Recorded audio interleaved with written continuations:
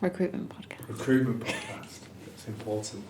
I'm your host, Will, and I'm joined by Lauren, who is the co-host of the Lancashire Teaching Hospital's NHS Foundation Trust Recruitment podcast.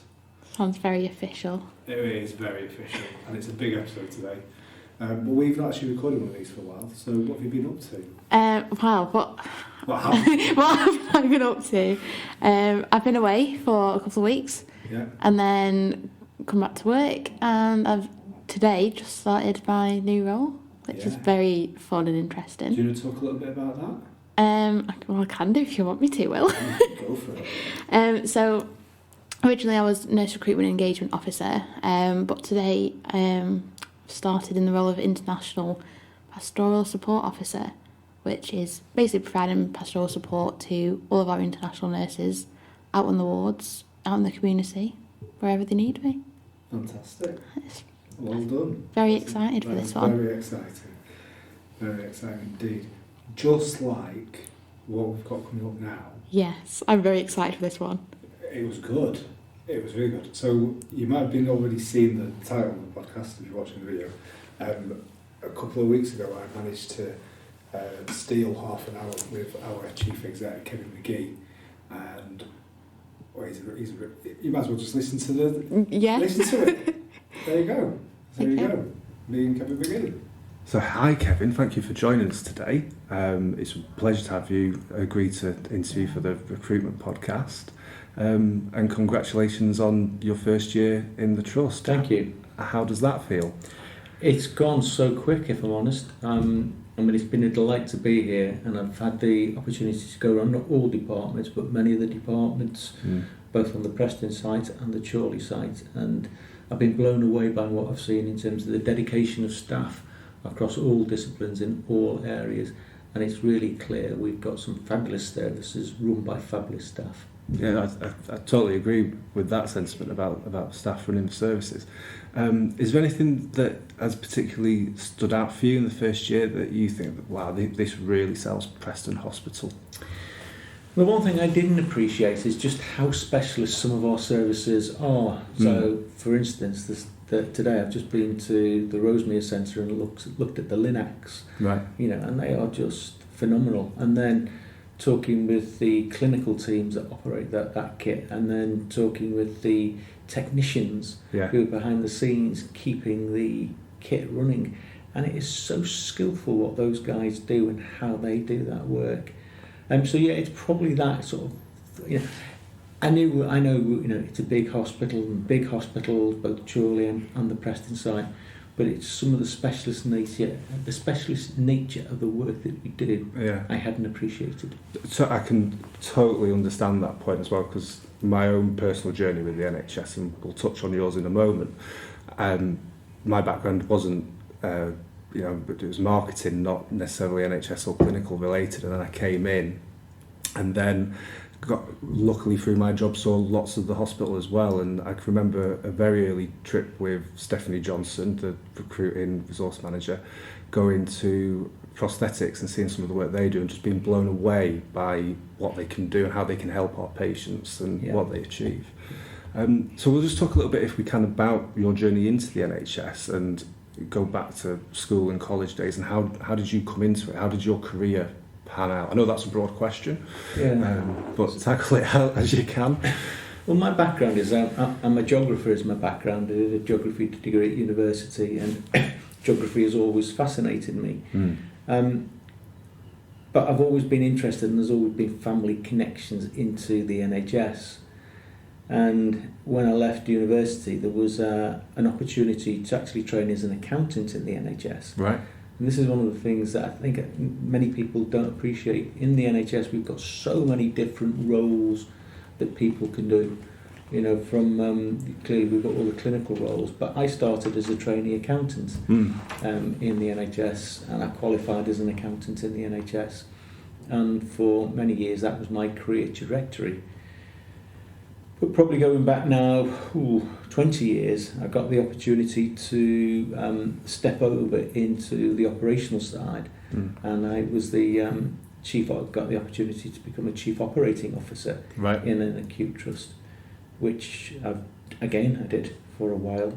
So, I've had quite a circuitous route from finance through to operations through to planning, and eventually, and it is a privilege, I was appointed into a chief exec's role in the NHS, and I've been a chief exec now for the last 14 or so years across the NHS, and I have to say it's a real privilege doing the job that I do. Totally. No, that sounds amazing. Obviously, we have had the COVID pandemic. We're still to some degree in the pandemic and navigating our way through that.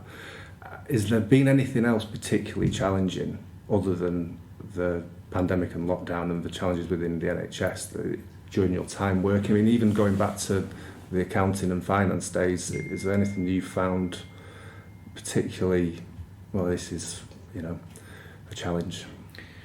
I don't think we've ever been in a more challenging position in the NHS. So I've been in the NHS now 35 years plus, and I don't think we've ever had a more challenging period. So if you think about this winter, what we're experiencing and going to experience, we're going to have a lot of normal respiratory illness this winter, potentially bad outbreaks of flu. We've still got COVID numbers. Yeah. We've got all the restoration work to do around the elective and cancer. We've got emergency flow that's never been more difficult. High numbers of very poorly patients trying to access emergency services. And then we've got a situation out of hospital where social care is really struggling. Yeah. And so we've got a large number of medically fit to reside or non-medically fit to reside patients who are occupying some of our acute beds but really should be in nursing homes or accessing domiciliary care back in their own places of residence. Yeah. Bringing all of that together with a workforce that's undoubtedly tired, with staff vacancies, it's going to be a real challenge this winter for us. But you know what? I think we will cope. We will get through because of the hard work, the dedication, the professionalism of staff. Yeah. But it will be difficult, and I think the challenges that we face in the NHS have never been greater. No, I'd share your optimism as well on that point about, we will get through this and we can do it. And obviously that brings us quite neatly onto Finney House and the new healthcare community hub at Deepdale, which is an exciting opportunity. And we have vacancies for, you find on our website and on our social media, and I'll include details as well on that. Do you have anything to say about that project? Yeah, I think this is really exciting, and I think we're going to see more of it, because if you think about the whole notion of the NHS now is that we're trying to develop a much more integrated health and social care system. So previously there's been divides between physical health, between mental health, between community, between acute services, between healthcare, between social care. And it's clearly not served us very well. And we need to break those barriers down, and we're starting to see that. So I think health, supported by local government, will see us stepping more into that outer hospital space. And so Finney House is a great example. An opportunity arose for us to think about, could we provide some step down, step up type facilities in a community setting that would help to take the pressure particularly off the Preston site. And I've been amazed how quickly we've been able to step into that site, into that space, how imaginative our teams have been, and I think Finney House will be a great development, and it's something I'm really proud of. We're one of the first acute trusts in the country to really do this at scale, and to step into this space.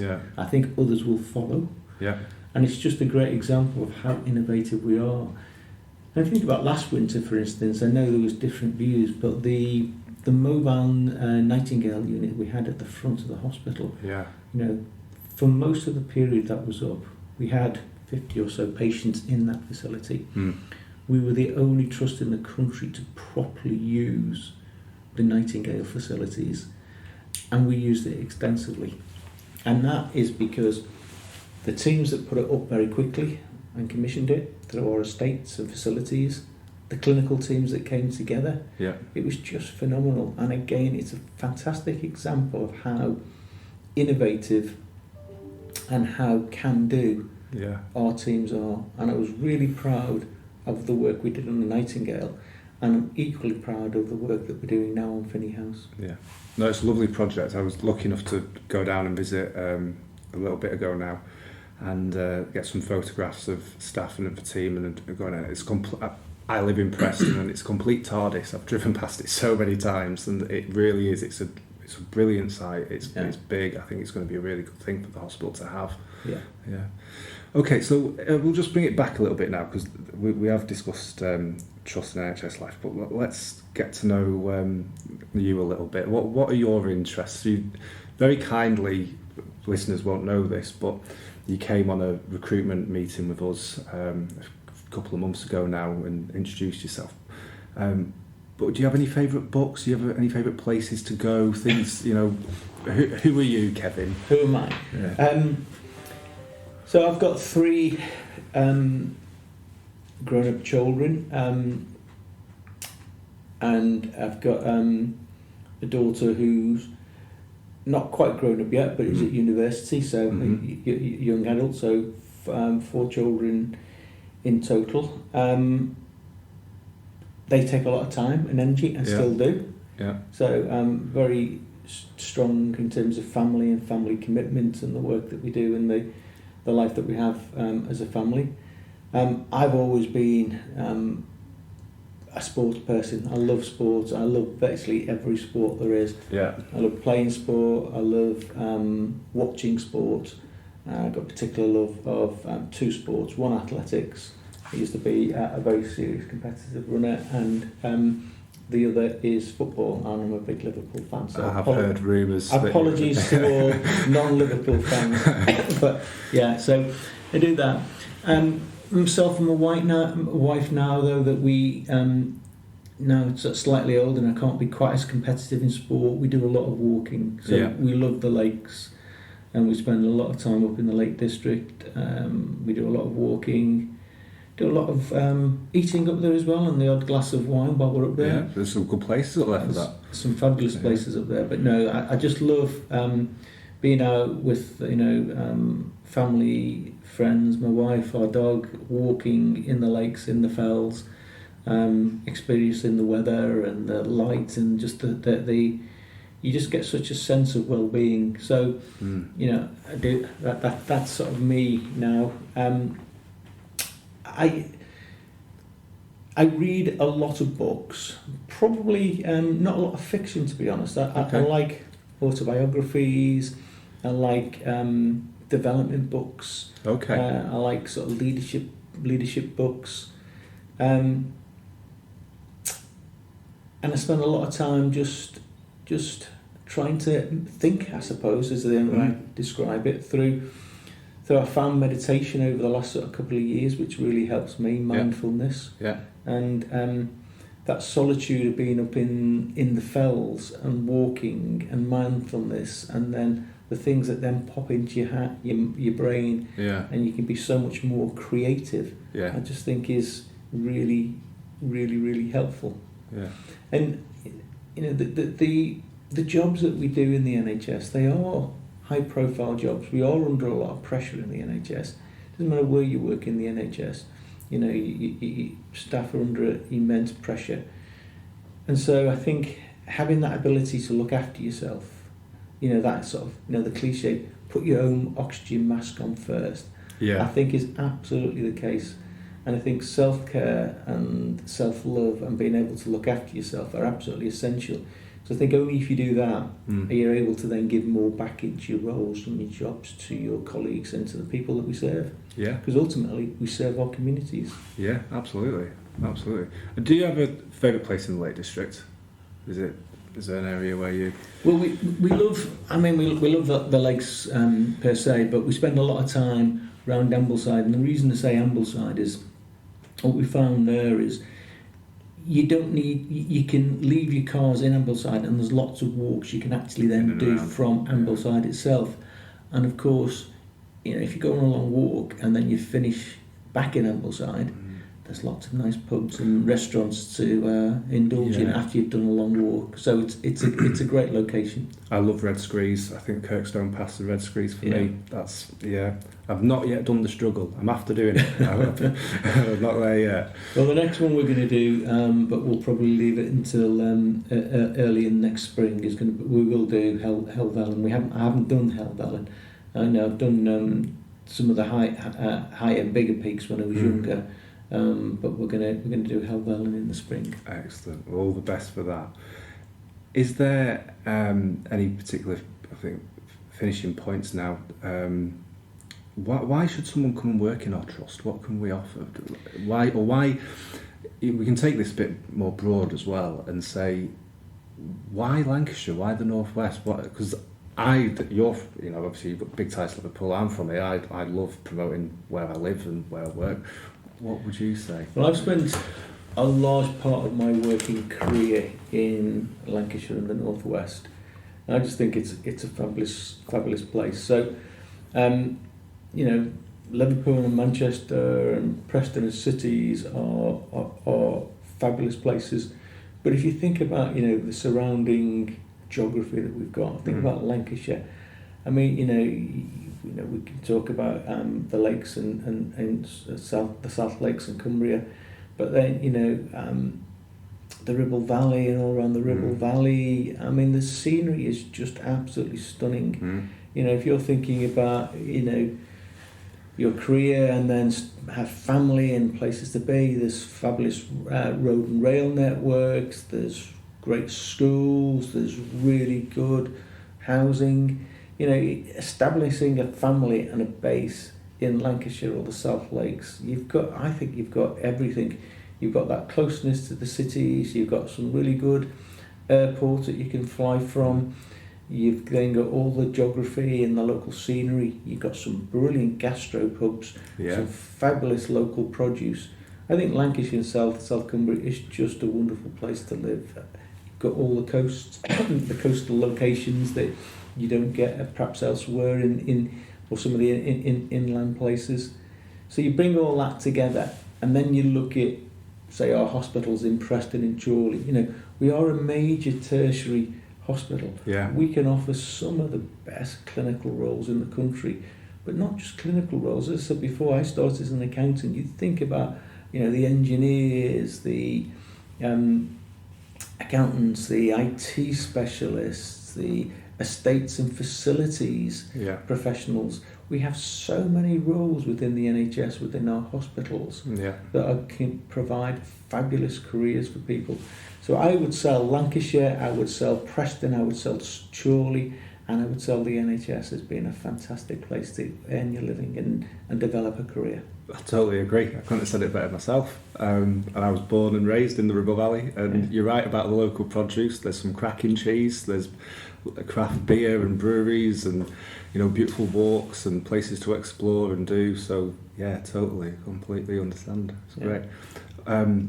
Well, thank you very much once again for meeting with us, Kevin. I know you've got quite a heavy diary, so really appreciate it. And can I just say one last thing? Totally. And that is just a massive thank you to all our staff. The NHS is its staff. People think of the NHS and it's this, homogenous thing. The NHS is its staff. It's the people who come in, day out, deliver the services, support our communities, the frontline clinical staff, the support staff who provide the most dedicated and professional services. And we cannot say it enough. Thank you to our staff for everything that you do. You're fabulous, you're wonderful, you're so professional. Perfect. Thank you, Kevin. Thank you. Cheers. So there you go. What do you think? I thought that was pretty good. Pretty good? cool. I thought it was alright. I thought you've done a good job there. Thank you. I do try. Don't need me anymore. No, well, you and Kevin McGee have a podcast. Hey, if I could, I don't think his diary would allow it. No. Yeah, definitely. No. It was really nice to meet him, and it was a real pleasure to get that opportunity with him. And he's very supportive of the podcast and the idea of it. Definitely. And it was very evident from speaking to him that he has got time for everyone. And if you do see him on the corridor, say hello. Say hello. He doesn't bite. No, he's a really nice guy. Yeah. Anyway, I think that kind of finishes off this episode. It definitely does. Excellent. Okay. Well, we'll see you next time. As ever, if you want to leave us any feedback, you can comment or send an email. I know we put our social links on here. We do. How to get in touch. We'd love to hear. Definitely. Always love to hear. Love some feedback. So, yeah, tune into the next episode. Bye. See you later.